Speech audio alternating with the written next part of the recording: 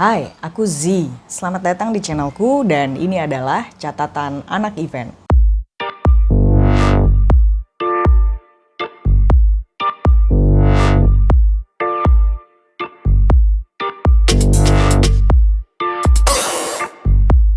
Untuk mengundang artis, selebgram, youtubers, pembicara, atau pemateri, atau talent lainnya untuk menjadi pengisi acara di event kamu, ada etikanya. Jangan ujuk-ujuk langsung tanya harganya berapa.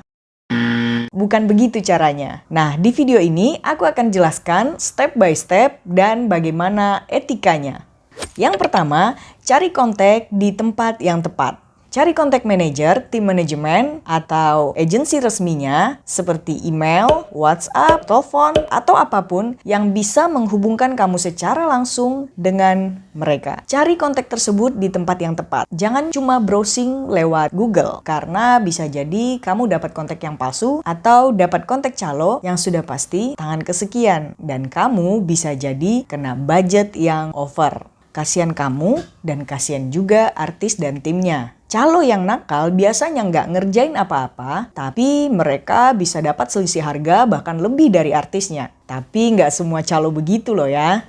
Jadi harus hati-hati. Dan gak jarang juga ada penipuan. Yang paling tepat, kamu bisa cari di sosial media si artis atau talent lain yang ingin kamu undang. Biasanya di sosial media mereka mencantumkan kontak manajer, tim manajemen, atau agensi resmi mereka di profile. Kemudian hubungi dengan cara yang sopan. Sebaiknya di awal kamu coba hubungi dengan teks. Misalnya kirim email, kirim WhatsApp, atau DM di sosial medianya. Karena biasanya tim manajemen dalam kondisi yang cukup sibuk tidak bisa terima telepon.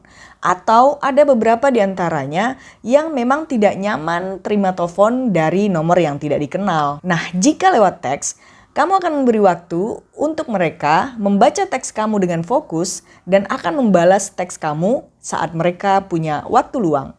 Jika dalam waktu 24 jam teks kamu tidak dibalas atau tidak ada respon sama sekali, baru kamu coba hubungi via telepon. Jika kamu tidak kirim teks, maka mereka ujung-ujungnya juga akan meminta kamu untuk mengirimkan teks. Atau bahkan ada di antaranya yang meminta kamu untuk mengirimkan proposal event. Karena mereka butuh membaca secara detail apa tujuan kamu. Ya, kerjaan mereka banyak. Jadi mereka tidak ada waktu untuk tujuan yang tidak jelas, apalagi harus menanggapi yang cuma iseng-iseng. Di dalam teks tersebut, kamu sampaikan apa maksud dan tujuan kamu. Jelaskan siapa kamu, dari mana, dan apa tujuan kamu. Ingat, jangan ujuk-ujuk tanya soal harga.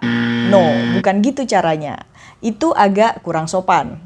Karena banyak hal yang harus mereka tahu sebelum bicara soal budget atau harga. Nah, misalnya kita ambil contoh. Kamu mau mengundang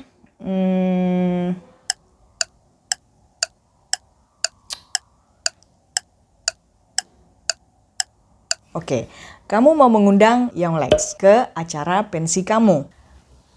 Begini stepnya. Kita cari Instagramnya. Yonglex. Nah, ketemu di profilnya ada kontak person. Jadi kamu add line-nya, kemudian kamu kirim teks.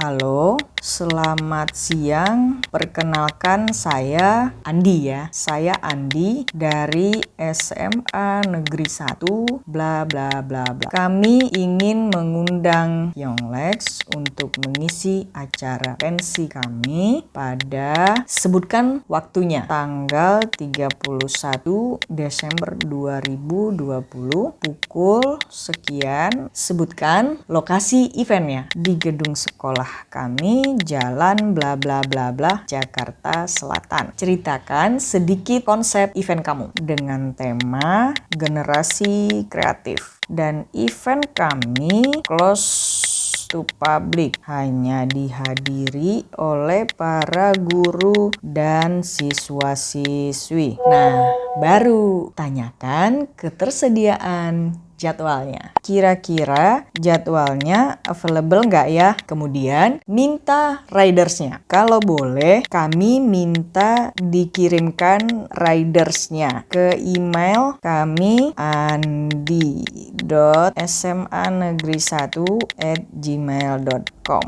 atau melalui WhatsApp kami di 0812 bla bla bla bla bla bla. Kami tunggu jawabannya. Terima kasih. Ini contoh loh ya. Dari teks tersebut, poin-poin yang harus kita sampaikan adalah perkenalkan diri, siapa kamu dan dari mana. Sampaikan maksud dan tujuan untuk mengundang sebagai pengisi acara apa. Misalnya sebagai penyanyi, MC, pembicara, atau apa. Jelaskan waktu dan tempatnya. Tanyakan schedule-nya available atau tidak. Jangan lupa tinggalkan kontak cadangan kamu, misalnya email atau nomor WhatsApp atau apapun, biar mereka lebih mudah membalas atau mengirimkan riders untuk kamu. Kenapa di teks saat pertama kita menghubungi mereka, kita harus menuliskan detail-detail tersebut supaya manajemennya tahu kalau kamu benar dan serius, bukan orang yang lagi iseng-iseng. Supaya manajemennya bisa cek schedule available atau tidak dan cek kemungkinan bentrok dengan event lain di hari yang sama atau tidak. Misalnya mereka sudah ada event di hari yang sama di jam 8 malam dengan posisi lokasi event di Jakarta Selatan. Nah, jika manajemennya tahu kalau event kamu jam 10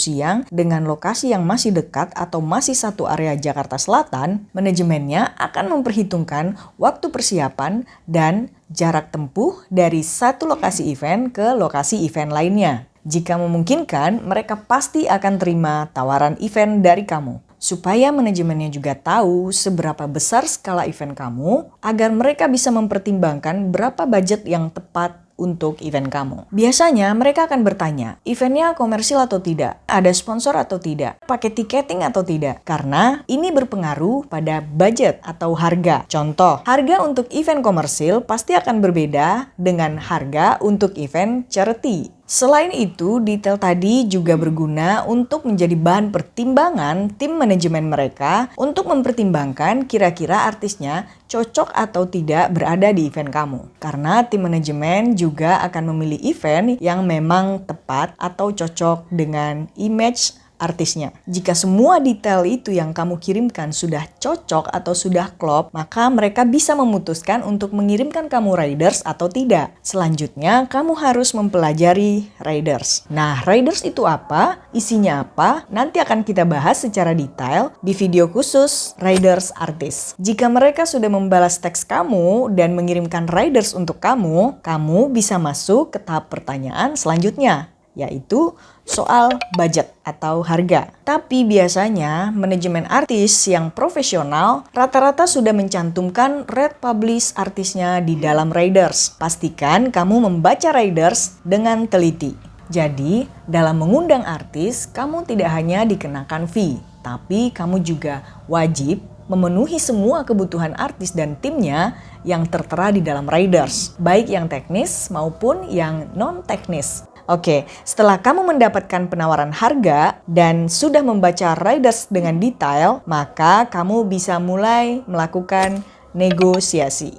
Pada dasarnya, harga yang tertera di riders atau yang ditawarkan oleh manajemen artisnya masih bisa kamu nego, disesuaikan dengan skala event kamu. Bukan cuma budget, riders pun masih bisa kamu nego, disesuaikan dengan situasi dan kondisi jika ada item-item yang tidak bisa kamu penuhi. Jadi intinya, kamu masih bisa bernegosiasi dengan manajer artis. Tapi ingat, kalau nego, jangan sadis. Karena fee itu bukan cuma untuk membayar jasa artisnya, tapi juga untuk membayar seluruh tim yang terlibat di dalam manajemennya. Selanjutnya, yang harus kamu lakukan adalah mengurus kontrak. Jika sudah selesai negosiasi dan sudah deal dengan budget dan juga ridersnya, maka kamu lanjutkan ke tahap selanjutnya, yaitu tanyakan kontrak. Usahakan sign kontrak dan juga bayar DP-nya sesegera mungkin agar sang manajer artis bisa lock schedule artisnya. Karena selama kamu belum sign kontrak dan belum membayar DP, manajemen bisa saja tetap open schedule artisnya untuk kemungkinan masuknya event lain. Ya, memang sudah begitu aturan mainnya. Selanjutnya, koordinasi untuk urusan teknis hingga event berlangsung. Nah, di tahap ini, kamu tinggal melanjutkan koordinasi dengan salah satu tim manajemennya yang biasanya ini dihandle oleh RM, Road Manager. Road Manager akan mengurus segala hal yang berhubungan dengan teknis, mulai dari keberangkatan tim artisnya, loading alatnya, briefing, check sound, dan lain-lain. Intinya, setelah kamu dealing dan sign kontrak, maka kamu akan lanjutkan berkoordinasi dengan Road Manager. Nah, terakhir, jangan lupa lakukan pelunasan pembayaran sesuai dengan schedule yang sudah kamu sepakati bersama manajer artisnya. Ada manajemen yang minta dilakukan pelunasan H-7, 7 hari sebelum event. Ada juga yang meminta selambat-lambatnya H-1. Atau masih ada juga yang meminta selambat-lambatnya ketika artis sudah sampai di venue atau di lokasi event kamu. Setiap manajemen artis punya kebijakannya masing-masing. Yang pasti sebelum artis perform atau naik panggung di event kamu, pelunasan sudah harus diselesaikan. Jika tidak, manajemen artis berhak untuk tidak mengizinkan artisnya tampil di event kamu sebelum ada pembayaran pelunasan dari penyelenggara acara. Dan itu biasanya tertera di dalam kontrak. Jadi pastikan kamu membaca kontrak dengan teliti. Nah,